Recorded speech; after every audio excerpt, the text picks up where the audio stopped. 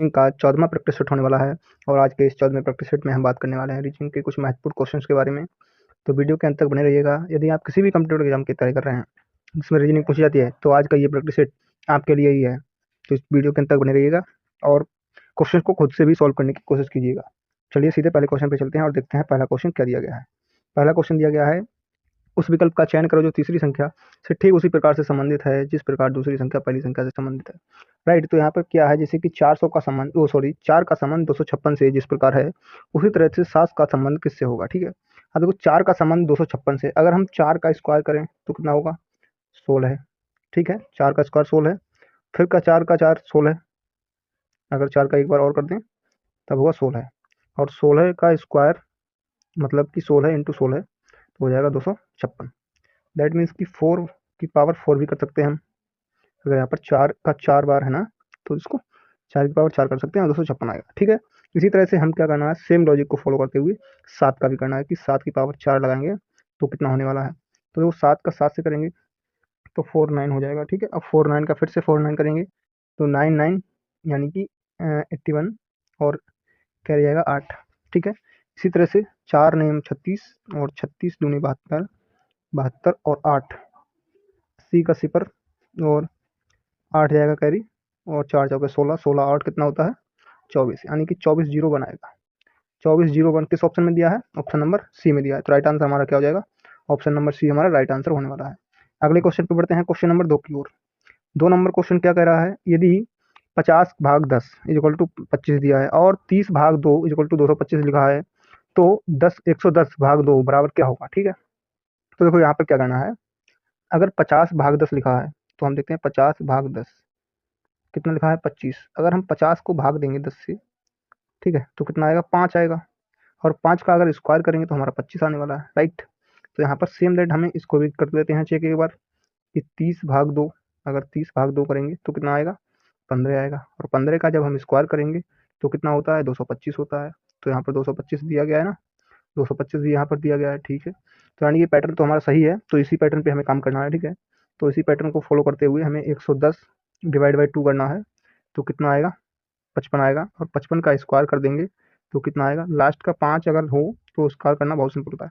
देखो 5 का स्क्वायर कितना होगा 25। ठीक है, हमने 25 लिख दिया, 5 यहाँ पर है तो 5 से अगली संख्या क्या होती है 6, तो इसका क्या करना है मल्टीप्लाई कर देना है 6 से।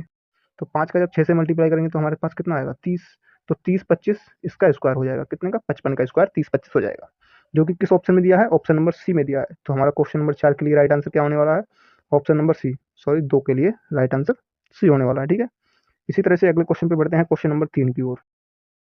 3 नंबर क्वेश्चन देखो क्या दिया है, उस वेन आरेख का चयन करें जो निम्नलिखित वर्गों के बीच संबंध को सही निरूपित करता है। ठीक है, यहाँ पर सोना दिया है, चांदी दिया है, आभूषण दिया है, तीनों शब्द दिए हैं, तो इनके लिए कौन सा वेन आरेख सबसे सही निरूपित करेगा, मतलब सबसे सटीक होगा। ठीक है, मतलब ये हुआ जैसे कि सोने का संबंध अगर चांदी से है किस तरह से है, चांदी का संबंध आभूषण से किस तरह है, या आभूषण का संबंध सोने से किस तरह से है, तो यानी कि तीनों का आपस में क्या संबंध होने वाला है ये हमें वेन डायग्राम के हिसाब से बताना है। अब देखो सोना और चांदी ये क्या है, सोना और चांदी अलग अलग धातुएं हैं।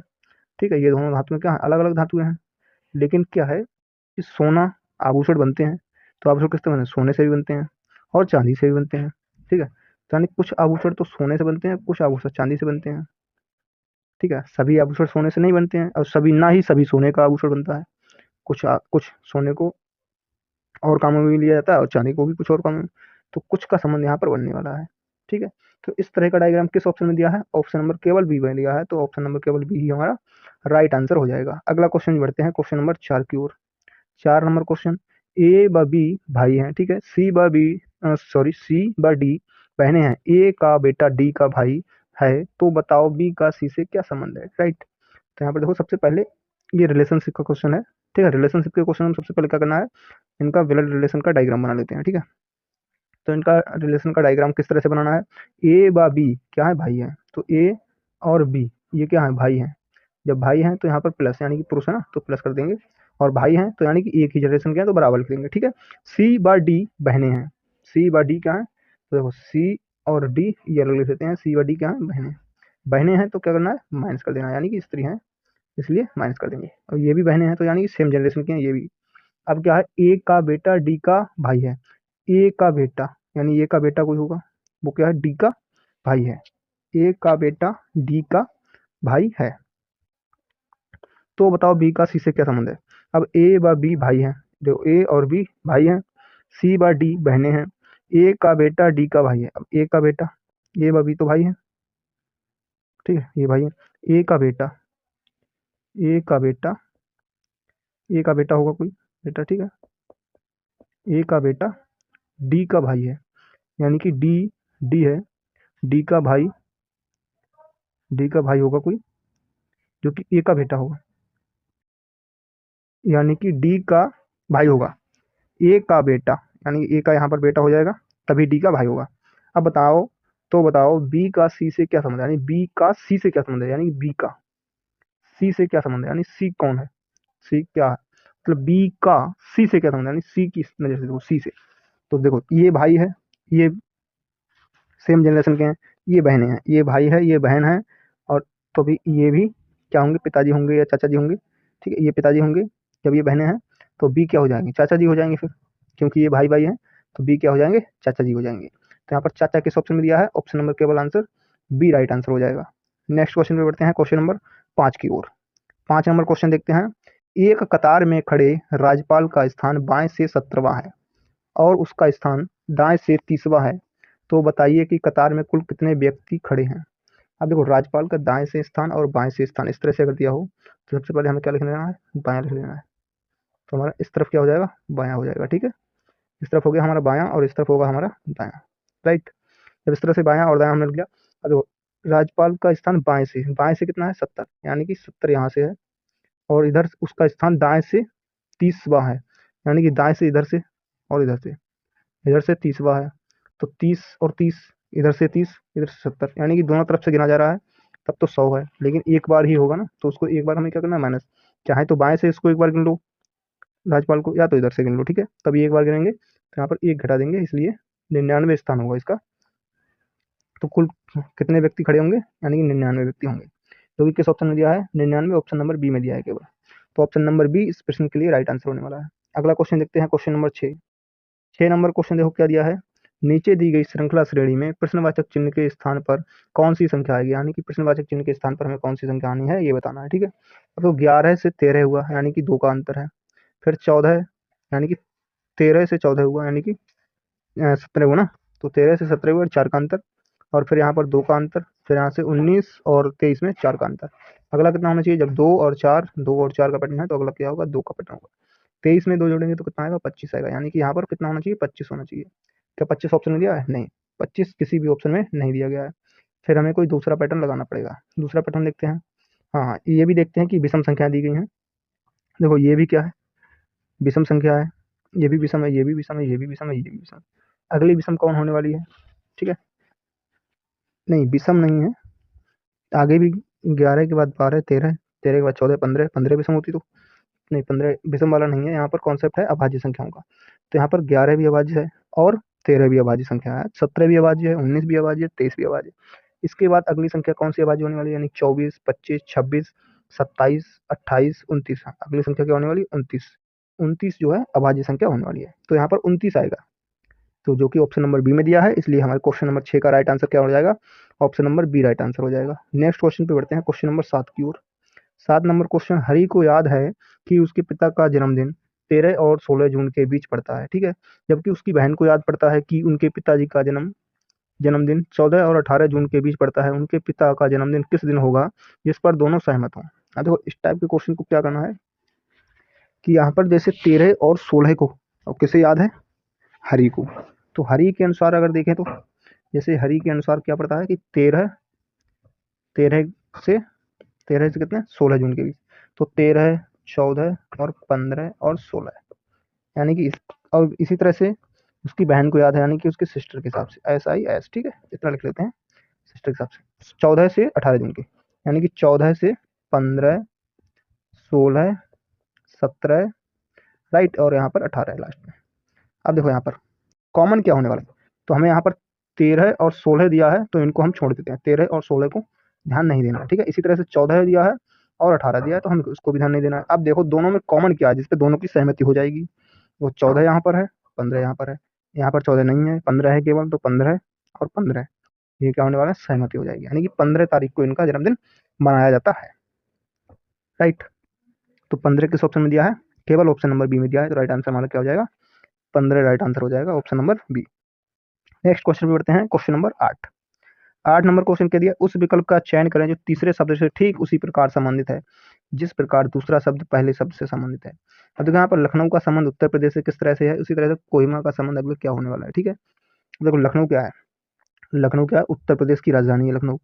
लखनऊ क्या है, उत्तर प्रदेश की राजधानी है। इसी तरह से कोहिमा किसकी राजधानी होने वाली है, तो कोहिमा हमारी सॉरी नागालैंड की राजधानी होने वाली है, जो कि ऑप्शन नंबर डी में दिया है। तो नागालैंड की राजधानी क्या है, कोहिमा, तो यहाँ पर क्या जाएगा, नागालैंड, राइट। नागालैंड की राजधानी क्या हो जाएगी, कोहिमा, ठीक है। अगले क्वेश्चन पे बढ़ते हैं, क्वेश्चन नंबर 9 की ओर। 9 नंबर क्वेश्चन देखो क्या दिया है, निम्नलिखित विकल्पों में से विषम को चुनिए। अब यहाँ पर 4 विकल्प दिए हैं, इसमें से कोई एक संख्या, कोई एक शब्द समूह विषम है, ठीक है। तो यहाँ पर किस तरह से करना है, सबकी पहले तो जितने भी लेटर्स दिए हैं इनकी सबकी क्या करनी है, पोजीशन लिख लेनी है, मतलब अल्फाबेट के अनुसार कौन शब्द किस नंबर पे आता है ये हमें लिख लेना है। देखो जे कितने पे आता है, जे की वैल्यू है 10, तो 10 पे आता है।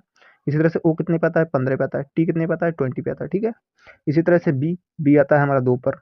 इसी तरह से जी कितने पे आता है, 7 पर आता है। एल कितने पे आता है, 12 पे आता है, राइट। इसी तरह से ई हमारा 5 पर, जे 10 पर और ओ 15 पर। इसी तरह से अगला आर 18, टी 20 और इसी तरह से एस 19 पर। अब देखो 10 और 5 15, 15 और 5 20, यानी कि 5 का अंतर यहाँ पर भी है, 5 का अंतर हमारा यहाँ पर भी है, राइट।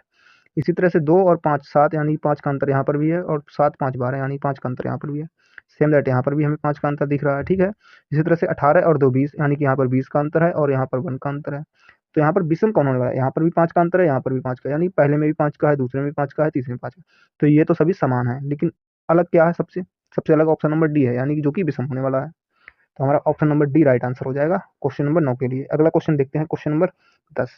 10 नंबर क्वेश्चन देखो क्या कह रहा है, 10 नंबर क्वेश्चन देखो क्या दिया है कि 10 नंबर क्वेश्चन, निम्नलिखित अक्षर का, ठीक है, जो अक्षर दिया है राइज, इसका जल दर्पण प्रतिबिंब का चयन करें। अब देखो जल दर्पण प्रतिबिंब क्या होता है, यानी कि जब दर्पण प्रतिबिंब की बात की जाएगी तो दर्पण प्रतिबिंब में हमेशा इस तरह से होगा दर्पण, दर्पण हमेशा इस तरह से खड़ा होगा, ठीक है।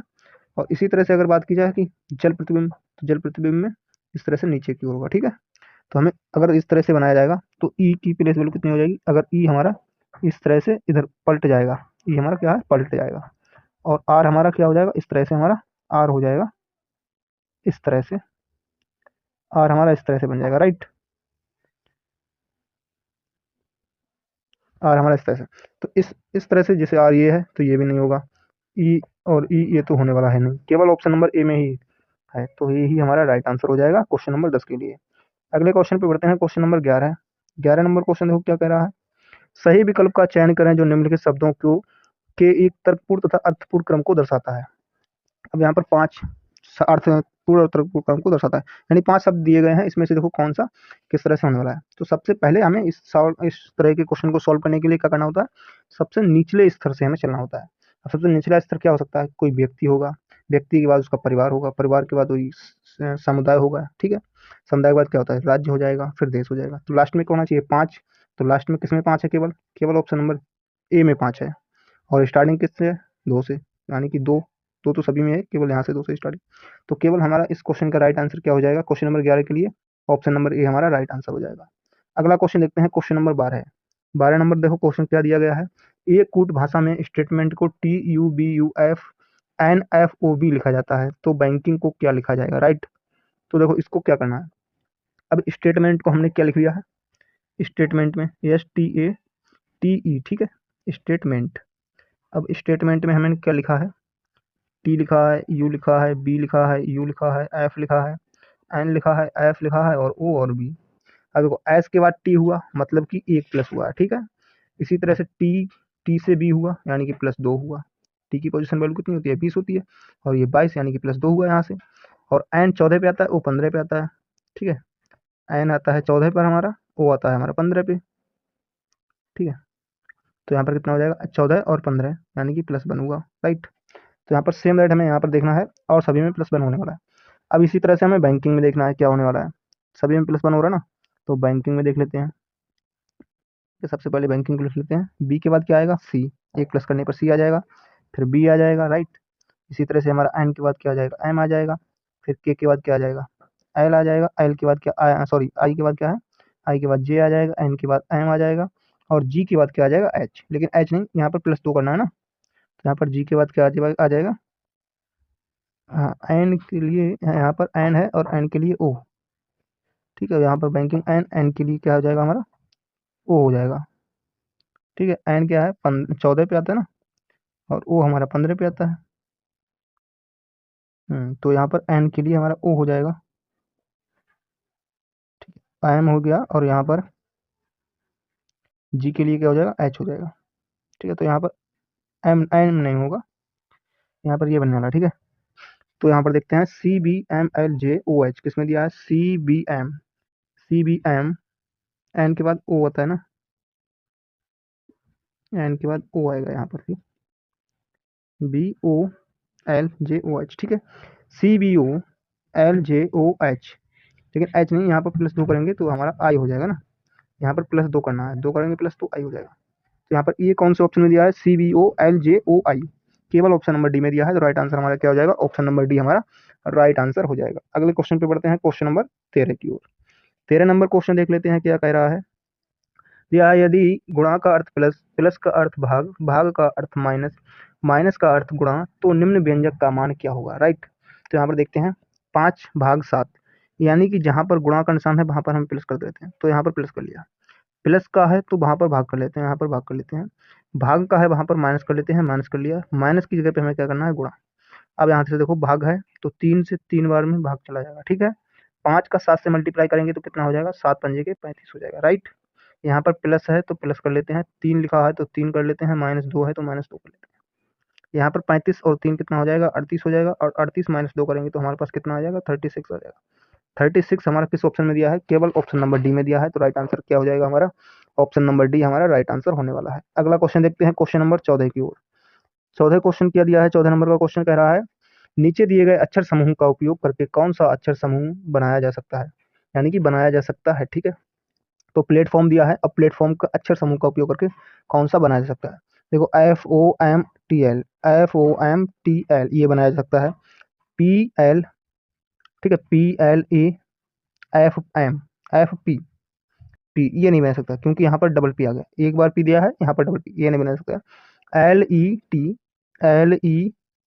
लेकिन यहाँ पर ई भी नहीं दिया है, यहाँ पर ई भी तो नहीं दिया है प्लेटफॉर्म में। देखो यहाँ पर एल है, एल है, ई नहीं दिया है, टी है, टी है, बी भी नहीं दिया है, और एम भी नहीं दिया है, यानी ये भी नहीं बनाया जा सकता। ठीक है, FOPP यहाँ पर नहीं है, एफ है, ओ है, और आर भी नहीं है, तो ये भी नहीं बना सकता, ये भी नहीं बनाया जा सकता, ये भी नहीं बना सकता। केवल कौन सा बनाया जा सकता है, केवल ऑप्शन नंबर ए बनाया जा सकता है, तो राइट आंसर हमारा क्या हो जाएगा, केवल ऑप्शन नंबर ए हमारा राइट आंसर होने वाला है। अगला क्वेश्चन देखते हैं, क्वेश्चन नंबर 15। 15 नंबर क्वेश्चन क्या कह रहा है कि दिए गए कथनों में से कौन सा कथन, कौन सा निष्कर्ष कथनों का तार्किक रूप से अनुसरण करता है। अब यहाँ पर 2 कथन दिए गए हैं और 2 निष्कर्ष दिए गए हैं, इसमें से बताना है कि कौन सा कथन निष्कर्ष के अनुसार तार्किक रूप के अनुसरण करता है। ठीक है, अब देखो यहाँ पर जो कथन कहे वही परम सत्य माना जाएगा। ठीक है, देखो कुछ एल्बम फोटो हैं, एल्बम है तो उसमें से कुछ फोटो हैं, कुछ ही एल्बम क्या होंगी, फोटो होंगी, राइट। तो यहाँ पर देख लेते हैं कुछ एल्बम, ये एल्बम का डायग्राम हो गया मान लीजिए, तो केवल कुछ एल्बम फोटो हैं, यानी कुछ एल्बम फोटो हैं, फोटो के लिए एफ मान लेते हैं। ठीक है, सभी फोटो फ्रेम है, जितने भी फोटो हैं वो क्या है, फ्रेम है, तो सभी फोटो क्या कर देते हैं, फ्रेम कर देते हैं, यहाँ पर पी मान लेते हैं, फोटो के लिए पी। ठीक है, ये एफ है। ठीक है, अब देखते हैं निष्कर्ष क्या कह रहा है।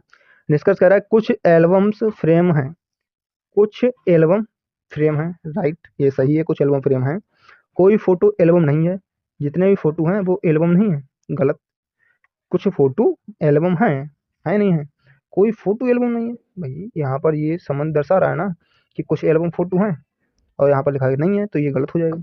तो आंसर केवल एक आंसर करता है, केवल एक आंसर करता है। ठीक है, फर्स्ट वाले का केवल आंसर हो रहा है, बाकी की सभी नहीं हो रहे हैं। ठीक है, तो इस प्रकार क्वेश्चन नंबर 15 के लिए आंसर क्या होने वाला है, ए विकल्प आंसर हमारा सही हो जाएगा। अगला क्वेश्चन देख लेते हैं, क्वेश्चन नंबर 16। 16 नंबर क्वेश्चन क्या दिया है, निम्नलिखित में से कौन सा विकल्प दी गई श्रृंखला को पूर्ण करेगा। अब यहाँ पर सीरीज का क्वेश्चन दिया है, तो यहाँ पर मिसिंग सीरीज का क्वेश्चन दिया है, तो यहाँ पर मिसिंग लेटर्स यहाँ पर देखना है कि कौन सा होने वाला है। ठीक है, देखो अगर देखते हैं, सबसे पहले काउंट कर लेते हैं, 1 2 3 4 5 6 7 8 9 10 11 12 13 14 15 16, यानी कि 16 यहाँ पर दिया गया है, ठीक है। तो 16 को हमें 4x4 के पेयर बना लेने हैं, ठीक है। 4x4 के पेयर बना लेते हैं, यहाँ से एक और चार यहाँ से, चार यहाँ से, इतने 4x4 के बना लिए हमने, ठीक है। अब देखो बाई के बाद क्या होना चाहिए, बाई के बाद यहाँ पर भी नहीं है, बाई के बाद यहाँ पर भी, डब्ल्यू से पहले एक्स है, डब्ल्यू से पहले एक्स, तो यहाँ पर डब्ल्यू आ जाएगा, इधर एक्स है तो ठीक है। अब यहाँ पर देखते हैं एक्स के बाद क्या होने वाला है, एक्स के बाद टी है, तो एक्स के बाद क्या होना चाहिए, टी, तो यहाँ पर एक्स हो जाएगा तभी टी होगा, तो डब्ल्यू एक्स टी वाई, तो डब्ल्यू एक्स से पहले डब्ल्यू, तो यहाँ पर डब्ल्यू एक्स टी वाई, और यहाँ पर by, by x W, by x W, तो यहाँ पर क्या होने वाला है फिर, टी होने वाला है, क्योंकि हाँ बाई के बाद टी, ठीक है, तो बाई के बाद हमारा टी हो जाएगा, और बाई के बाद यहाँ पर टी, तो by T X W, W X T Y, by T X W, W X T Y, यानी कि डब्ल्यू एक्स टी और वाई, इस तरह का अपोजिट करके एक दूसरे के अल्टरनेट पे लिखा गया है, ठीक है। तो इस तरह के हमारा आंसर यहाँ पर बनने वाला है। तो सभी से अभी निकाल लेते हैं एक एक वर्ड, यहाँ पर टी है, उसके बाद डब्ल्यू है, और यहाँ पर टी है, फिर उसके बाद डब्ल्यू है, फिर यहाँ पर एक्स है। तो टी डब्ल्यू एक्स किस ऑप्शन में दिया है, केवल ऑप्शन नंबर ए में दिया है, तो राइट आंसर हमारा ऑप्शन नंबर ए होने वाला है। नेक्स्ट क्वेश्चन पर बढ़ते हैं, क्वेश्चन नंबर 17 की ओर, ठीक है। 17 क्वेश्चन देखते हैं, 17 नंबर क्वेश्चन, दिए गए पैटर्न का ध्यानपूर्वक अध्ययन करें और उस संख्या का चयन करें जो प्रश्नवाचक चिन्ह के स्थान पर आ सकती है, यानी कि यहाँ पर प्रश्नवाचक चिन्ह के स्थान पर कौन सी संख्या आएगी इस चार विकल्प में से, वही हमें बतानी है, ठीक है। तो देख लेते हैं सबसे पहले इसमें क्या लॉजिक लगने वाला है। अगर हम देखें 5 और 11 को जोड़ें तो 16 हो जाएगा, 16 और 2 18, 18 और 4 22, यानी कि 22 का 8 से कोई संबंध है क्या, नहीं है, ठीक है। इसी तरह से अगर हम 4 और 11 को जोड़ लें अगर, ठीक है, तो कितना हो जाएगा 15, और 15 से अगर 5 और 7 को जोड़ें, 5 2 7 हो जाएगा, 15 और 7, यानी कि 15 और 7 में अगर माइनस करेंगे हम 7 को, तो कितना होने वाला है, 8 होने वाला है यहाँ पर, ठीक है। तो 8 हो जाएगा, और भाई हमें 8 यहाँ पर दिया गया है। इसी तरह से अगले में भी देख लेते हैं, अगर 20 और 10 कितना हो जाएगा, 30, और 30 8 और 6 कितना होता है, 14, जब 30 माइनस 14 करेंगे हम, तो कितना आने वाला है हमारे पास, 16 है, सॉरी 20 10 30, और 8 6 14 होता है, लेकिन हम माइनस करेंगे यहाँ पर 30 से 14 को, तब हमारे पास 16 आएगा, ठीक है। 16 यहाँ पर, और 16 यहाँ पर दिया भी गया है, राइट। तो यानी कि लॉजिक तो हमारा सही है, तो इसी लॉजिक पे हमें क्या करना है, काम करना है। तो 15 और 8 हमारे पास कितना हो जाएगा, 15 और 8 को हम जोड़ेंगे तो हमारा आ जाएगा 23, राइट। और माइनस कितना करना है, 3 और 6 9 को माइनस कर देना है। जब 23 में से 9 को माइनस करेंगे तो हमारे पास कितना आ जाएगा, 16, सॉरी 23 6 14 आ जाएगा, ठीक है। 14 आने वाला है, और 14 किस ऑप्शन में दिया है, केवल केवल ऑप्शन नंबर डी में दिया है, तो राइट आंसर हमारा ऑप्शन नंबर डी होने वाला है। अगला क्वेश्चन देख लेते हैं, क्वेश्चन नंबर 18, 18 नंबर क्वेश्चन, उस विकल्प का चयन करें जो तीसरे अक्षर से ठीक उसी प्रकार संबंधित है जिस प्रकार दूसरा अक्षर पहले अक्षर से संबंधित है। अब देखो गेट का संबंध 7105 से, इसी तरह से होम का संबंध किससे होने वाला है, ये हमें बताना है। देख लेते हैं कि जी और ए और टी और ई। देखो सबसे पहले गेट, गेट जी की प्लस वैल्यू 7 1, और टी की 20, और इधर 5। अब देखो 7 यहाँ पर दिया है, तो 7 हमारा यहाँ पर है, 1 है तो 1 है, इसमें क्या है 0, यानी कि इकाई का अंक लिया है तो 0 लेते हैं, ठीक है। इसी तरह से लास्ट में 5 है तो 5। अब यहाँ पर लॉजिक तो हमारा सही है, ठीक है, तो इसी लॉजिक पे हमें क्या करना है, काम करना है। अब इसी लॉजिक को हमें काम करते हुए बताना है हमें ओम का। अगर हम एच ओ एम ई लिख लें, ठीक है, एच की प्लस वाली होती है 8, एम की होती है सॉरी एच की होती है 15, एम की होती है 13, ई की होती है 5, 8 हो जाएगा, इकाई का अंक यहाँ से 5 हो जाएगा तो 5 लिख लेते हैं, इकाई का अंक यहाँ से 3 हो जाएगा, 3 लिख लेते हैं, 5 लिख लेते हैं, तो 8 5 3 5, 8 5, हाँ 8 5 3 5 ऑप्शन नंबर बी में दिया, सॉरी सी में दिया है, तो सी हमारा राइट आंसर हो जाएगा। अगला क्वेश्चन देख लेते हैं, क्वेश्चन नंबर 19, 19 नंबर क्वेश्चन क्या दिया है, नीचे दी गई आकृति को पूरा कीजिए, घुमाने की अनुमति नहीं है।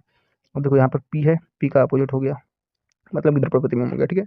इसी तरह से सेम फिर इसको पलट दिया, इधर पर प्रतिबिंब पी हो गया। इसी तरह से फूल का दर्पण प्रतिबिंब ये, इसका ये, ठीक है। अब इसका दर्पण प्रतिबिंब इस तरह से हो जाएगा, इधर को नोक हो जाएगी इसकी, इसकी हाथ की नोक इस तरफ हो जाएगी, ठीक है। इस तरह से होगा ये, तो हम इस तरह से बना लेते हैं इसको, और ये इस तरह से।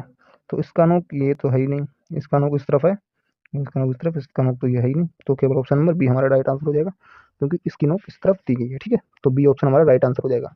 अगला क्वेश्चन देखते रहते हैं, क्वेश्चन नंबर 20, 20 नंबर क्वेश्चन क्या दिया है, के एल एम एन ओ और पी पहली पंक्ति में एक दूसरे के बगल में बैठकर फिल्म देख रहे हैं, ठीक है।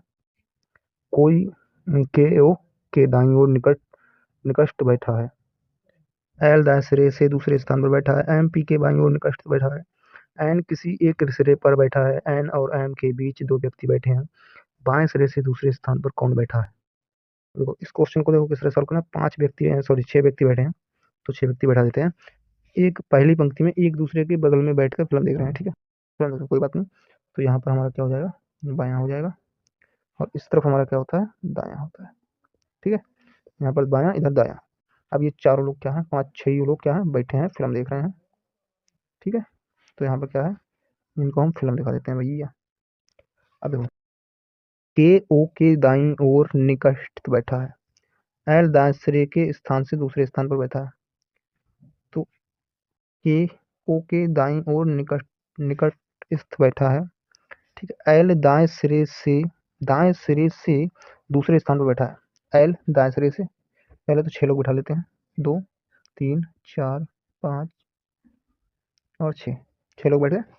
दूसरे स्थान पर एल, अगर एल यहाँ पर है, एल दाएं सिरे से दूसरे स्थान पर, तो एल को हम क्या कर लेते हैं, इधर कर लेते हैं। दाएं सिरे से दूसरे स्थान पर हो गया एल, ठीक है। एम पी के बाईं ओर निकट बैठा है, तो एल वाला का अगर देख लेते हैं पोजीशन, हाँ ये हो गया। के ओ के दाईं ओर निकट बैठा है। के ओ के दाईं ओर निकटस्थ बैठा है। के ओ के दाईं ओर, ओ यहाँ होगा, ओ के दाईं ओर, के यहाँ पर हो जाएगा। एल दूसरे स्थान पर बैठा है।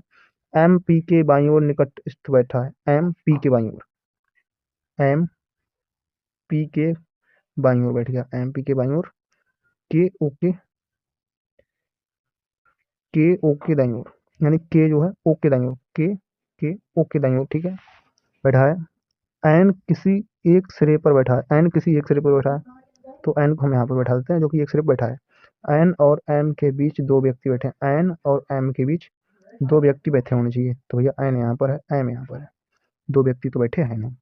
अब दो व्यक्ति कैसे बैठेंगे, पी और एम की तो जोड़ी है ही, तो पी और एम की जोड़ी हम यहाँ पर ले आते हैं और एल की उधर पहुँचा देते हैं, ठीक है। तभी जाएंगे निकटस्थ, और बीच में होना चाहिए फिर दो व्यक्ति। एन और एम के बीच दो व्यक्ति बैठे हैं, फिर से देख लेते हैं एक बार। एन किसी किनारे पर बैठा है, ठीक है, पी एम के दाईं ओर बैठा है, और एल और के और ओ इस तरह से बैठे हैं ना। यहाँ पर क्या है, एल तो दूसरे स्थान पर बैठेगा, एल दाएं सिरे से दूसरे स्थान पर बैठेगा, ठीक है। एल तो दाएं सिरे से दूसरे, तो यहाँ पर के और ओ की पोजीशन हम बदल देते हैं, के और ओ की। तो यहाँ पर पी हो जाएगा हमारा और एम हो जाएगा। अब यहाँ पर निकटस्थ, तो यहाँ पर हम कर देते हैं के और ओ को, ठीक है। के यहाँ पर हो जाएगा, ओ यहाँ पर हो जाएगा, अब सही है। अब देख लेते हैं हम, बाएं सिरे से दूसरे स्थान पर कौन बैठा है, ठीक है। बाएं सिरे से, अब यहाँ पर बायां है, और बाएं सिरे से दूसरे स्थान पर बताना, बाएं सिरे से दूसरे स्थान पर कौन बैठा है, तो 1 और 2। बाएं सिरे से दूसरे स्थान पर कौन बैठा है, बाएं सिरे से दूसरे स्थान पर के बैठा है। तो के हमारा किस ऑप्शन में दिया है, ऑप्शन नंबर बी में दिया है, तो राइट आंसर क्या हो जाएगा हमारा, ऑप्शन नंबर बी हमारा राइट आंसर हो जाना है। अगला क्वेश्चन, हाँ यहाँ पर 20 क्वेश्चन हमारे कंप्लीट हो चुके हैं। तो हमने 20 क्वेश्चन का आज का ये प्रैक्टिस सेट हमने कंप्लीट कर चुका है। तो मैं ये उम्मीद करता हूँ कि आज का ये प्रैक्टिस सेट आपकी परीक्षा के लिए इम्पोर्टेंट रहेगा। तो wish you all the best for your upcoming exams. Thank you for watching the complete video. धन्यवाद। मिलते हैं अगले प्रैक्टिस सेट 15 नंबर पे। तो चैनल को सब्सक्राइब कर लीजिएगा, बेल आइकन भी दबा लीजिए, जिससे कि अगली प्रैक्टिस सेट आपके लिए प्राप्त हो सके, ठीक है। धन्यवाद, थैंक यू।